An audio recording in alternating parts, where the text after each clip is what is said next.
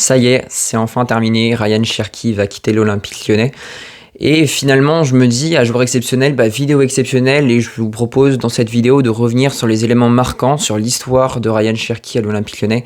Alors vous allez me dire, Antoine, t'en fais beaucoup, c'est qu'un joueur à l'OL, oui, mais c'est pas n'importe quel joueur, c'est un joueur qui a des valeurs, et pour moi, les valeurs aujourd'hui dans le foot, c'est ce qui a quasiment de plus important.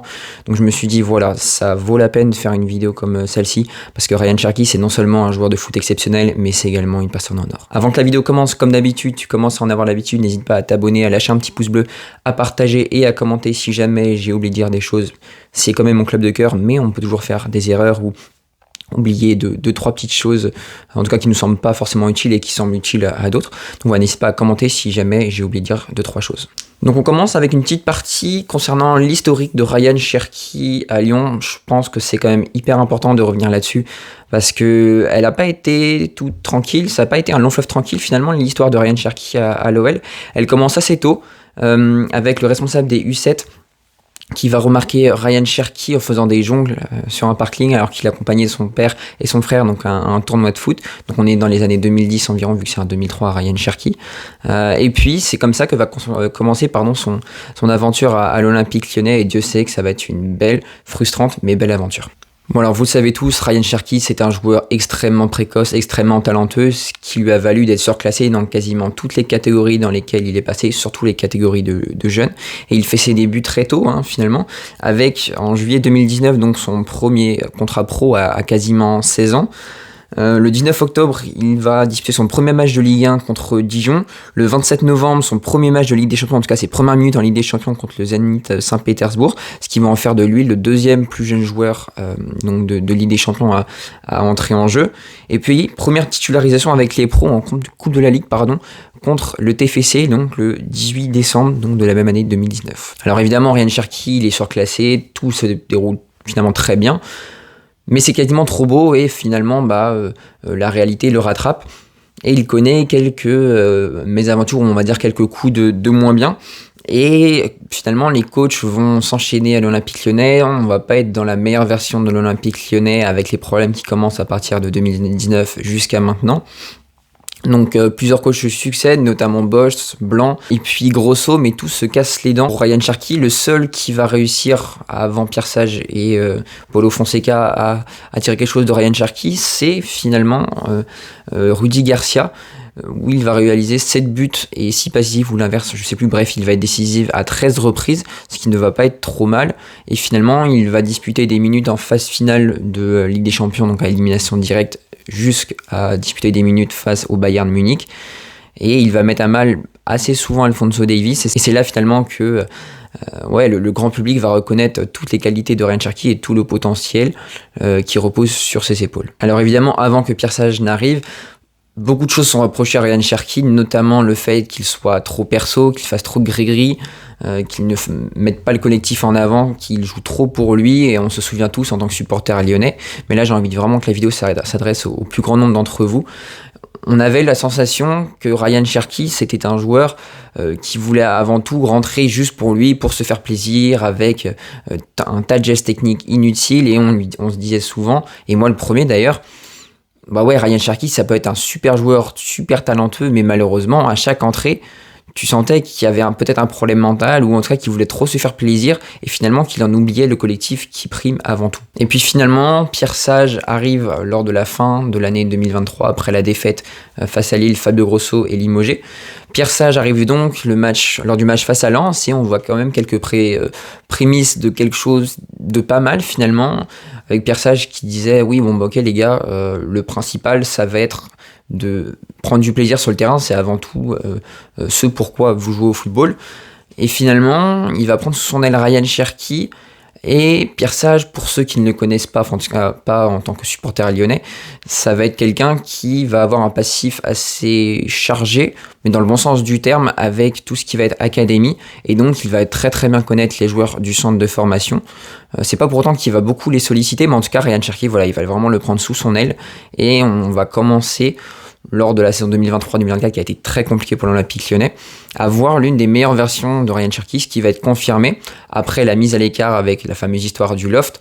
Et Ryan Cherki va revenir en saison 2024-2025 et là c'est clairement le régal. Et je vous propose même de voir un peu plus en détail, on va dire, les stats de cette saison parce que il va vraiment faire et pondre une vraie bonne saison. Donc comme je vous le disais, là on peut le voir avec le détail des statistiques de Ryan Cherki avec les différents managers, et ben on voit clairement que Pierre Sage, il a clairement amorcé quelque chose avec quasiment 3000 minutes de jeu jouées, donc 51 matchs possibles.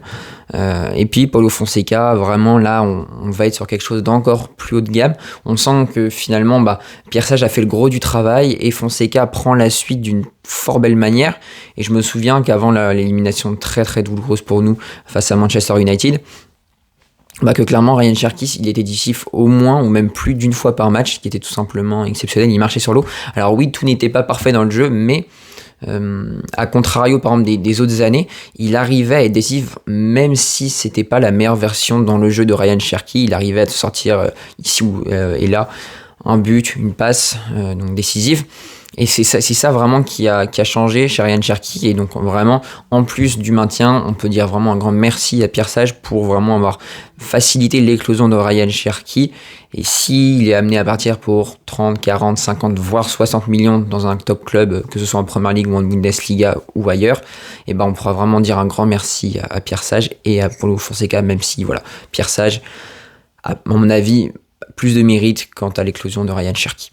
Et finalement, la version 2024-2025 de Ryan Cherki, c'est 44 matchs, 12 buts pour 20 passes décisives, 5 cartons jaunes, on va pas trop lui en tenir rigueur. Un joueur qui a joué 21 matchs ailier droit, en milieu offensif 10, donc voilà, c'est un joueur tantôt qui aime bien être sur l'aile droite, tantôt en position un peu plus axiale, mais en tout cas c'est un joueur qui est vraiment libre, et ce qui est vraiment important avec Ryan Cherki, c'est de lui laisser finalement la liberté de s'exprimer parce que il n'est jamais meilleur que lorsqu'il est libre de faire ce qu'il veut. Bon, alors finalement, un petit focus sur Ryan Cherki. Finalement, Ryan Cherki, l'OL n'a pas forcément de titre collectif, mais Ryan Cherki a réussi à avoir des titres individuels, à savoir, pour commencer, donc le meilleur dribbleur de Ligue 1, le meilleur passeur de Ligue 1 et le meilleur passeur d'Europa League. Donc voilà, partout où il est passé, il a gagné des titres et des trophées individuels. On pourra même rajouter à cela le fait qu'il soit dans l'équipe type composée de 9 Parisiens, 1 Lillois et 1 Lyonnais. Donc le Lillois c'est Lucas Chevalier, le Lyonnais c'est Ryan Cherki, sinon il n'y a que des Parisiens. Donc voilà, je pense que c'est vraiment une performance XXL pour une saison XXL, et évidemment la consécration avec le petit maillot de l'équipe de France que je vous mets là, même si c'est le maillot de l'équipe de France Espoir. Il est titularisé, en tout cas, ou il est appelé plutôt avec l'équipe de France A, l'équipe de France première. Alors certains diront que c'est parce qu'il y avait une pression de l'Algérie mise par Ryan Cherki pour qu'il soit appelé en bleu, pour qu'il soit sécurisé. Seul le temps nous dira si c'était vraiment ça ou pas. Toujours est-il que Ryan Cherki est appelé avec l'équipe de France, et ça c'est vraiment quelque chose de tout simplement exceptionnel. Et finalement, quand on doit parler de Ryan Cherki, Ryan Cherki c'est un joueur créatif, c'est un joueur hors du commun. Et pour moi, vraiment, ce qui va être intéressant chez Ryan Cherki, c'est son profil créatif. Je vais m'expliquer. Aujourd'hui, dans le football moderne, on va avoir des profils qui vont être assez verticaux. Par exemple, quand on parle des ailiers, on va avoir par exemple des Vinicius qui vont être très rapides, qui vont être des bêtes physiques. Mais je trouve que dans le football d'aujourd'hui, on a tendance à laisser un peu de côté tout ce qui va être intelligence de jeu, et pour moi ça c'est vraiment dommage. Et avec Ryan Cherki, finalement c'est ce pourquoi on aime le sport, que ce soit le football, le tennis ou d'autres sports, le basket, c'est tout ce qui va être créativité et tout ce qui va être vraiment intelligence de jeu, et pour moi c'est quelque chose qu'on laisse trop de côté au profit finalement de choses un peu plus stéréotypées, de profils stéréotypés. Et finalement Cherki, au détour d'une passe, au détour de dribble, au détour même d'accélération, même si ça va pas être sa plus grande qualité, on va avoir un joueur qui va être tout simplement hyper important. Et ce genre de profil, finalement l'équipe de France en a besoin. Et pour moi, sa sélection, elle intervient même un peu tard, quand on voit des Florian Wirtz, des Lamine Yamal, des Pedri, des Bellingham qui sont appelés dès le plus jeune âge. Ryan Cherki, on se demande si finalement il n'y a pas eu un bashing anti-lyonnais finalement dans le fait qu'il ne soit pas appelé. C'est le premier lyonnais à être appelé depuis 2021, et Léo Dubois, là, ce que je voyais passer sur Twitter tout à l'heure par Stade du Foot.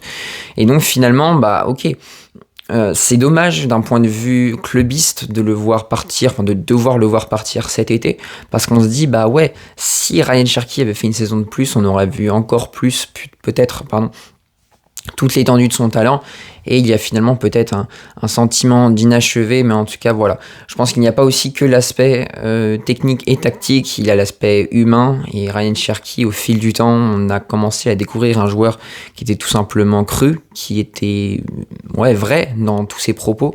C'est un joueur qui n'a pas quitté le navire, par exemple, lors des années tempétueuses, ou en tout cas des mois et des semaines tempétueuses de l'Olympique Lyonnais. Par exemple, Gusto, Barcola ou Lukeba auraient dû rester même. Ryan Cherki, c'est l'un des seuls qui est resté quand le bateau Olympique Lyonnais prenait l'eau de toutes parts. Et finalement, ça, je pense que dans le cœur des Lyonnais, la porte sera éternellement ouverte par rapport à des joueurs comme Gusto, Barcola ou Lukeba qui ont finalement quitté le navire à la première opportunité. Parfois dans des clubs avec lesquels l'Olympique Lyonnais ne s'entendait pas pour le mieux. Et finalement, ça revient tout au mérite de Ryan Cherki. Et ouais, à l'heure de faire le bilan, on a tout simplement envie de dire merci Ryan, quoi, tout simplement. Et puis la suite, qu'est-ce qu'elle va être ? Ça va être finalement peut-être le début d'une très belle histoire, hein. Alors pour nous, supporters lyonnais, l'histoire se termine ici, mais pour Ryan Cherki, la grande histoire finalement peut-être ne fait que commencer, avec des cibles qui sont diverses et variées, à savoir l'AC Milan, le Borussia Dortmund, et même Liverpool qui le cible. L'Angleterre également avec Manchester United, avec un peu moins de bons souvenirs, donc j'ai du mal à voir Ryan signer là-bas. Mais voilà, en tout cas, je voulais dire vraiment un grand merci, et c'était vraiment le but de cette vidéo. Mais également de vous le faire découvrir si jamais vous ne connaissez, entre guillemets, toujours pas Ryan Cherki. Et ouais, avec les matchs qui s'annoncent avec l'équipe de France, mais puis même le futur de Ryan Cherki, on sent maintenant que c'est un joueur qui a pris totalement conscience du potentiel qu'il avait. Et rien que pour cela, pour les années qu'il a fait à l'Olympique Lyonnais, qu'il a passé, pour les fiers services qu'il nous a rendus, il pourrait partir pour 40 millions d'euros environ. En tout cas, c'est ce qu'attend l'Olympique Lyonnais. Donc ouais, pour ça, juste merci et éclate-toi Ryan pour la suite. C'est tout pour aujourd'hui les amis, j'espère que la vidéo vous aura plu. Si c'est le cas, comme d'habitude, le petit pouce bleu, l'abonnement, le commentaire et le partage en prime si jamais la vidéo vous a fait vraiment plaisir. Puis nous on se retrouve bientôt pour de nouvelles aventures. À bientôt la team, salut.